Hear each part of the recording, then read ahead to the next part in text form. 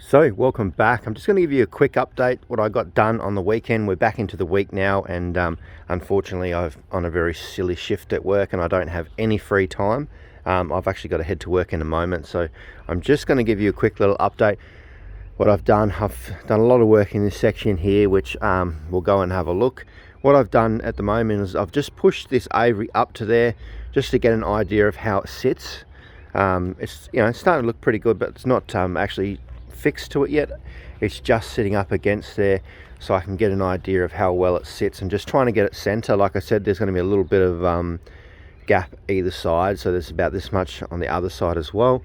And what I need to do, and what I didn't really think, is I put wire there, but I need to actually cover that completely in with the wood, just so that no weather or anything gets straight in there, so that I can use that wire onto one of the other sections. But it's looking pretty good.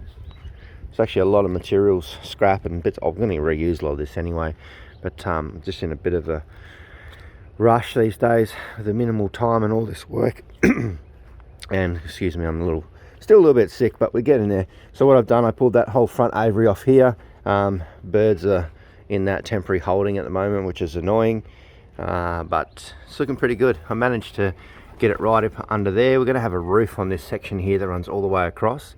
And that will come in under that lip there, so that's pretty good.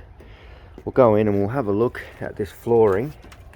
So this is the aviary section. It should be big enough for me to walk in, which is very handy. And then this new section we've split into two, so we've got two sections which equal to the same size as that, so it's quite easy to walk in. What I did as well, it's probably easier to see in this section how I've done it. I've got two doors, one there, that will go in. I haven't got time to do it yet, but I've got the rail up there. I just use the rail from over here because they've run out of them in the store at the moment.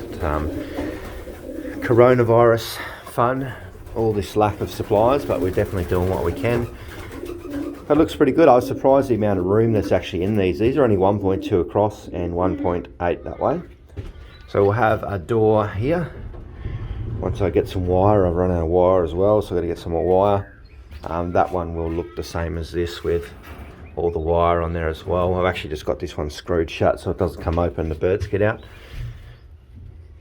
But that one's not too bad. And then also in this other section here, this one's actually complete apart from sorting that bit out. I've got this little sliding door here as well, which is pretty good. I'm actually very happy. I really like these sliding doors. If you remember when I built this loft and I put that little sliding door, it was the first one I ever did, and I was like, wow, these are amazing. But now I'm really enjoying them. So we can just open up this section. If we just want to let these birds out, they can come out, have a bath, all that kind of stuff. And even when they come in through the trap here, we can just bring them into their little section. They can go into their boxes and things like that, and then we can just lock them up and we can let another section out, or whatever we're doing. If we're training different birds, I'd say each one of these sections can fit about 15 or so birds.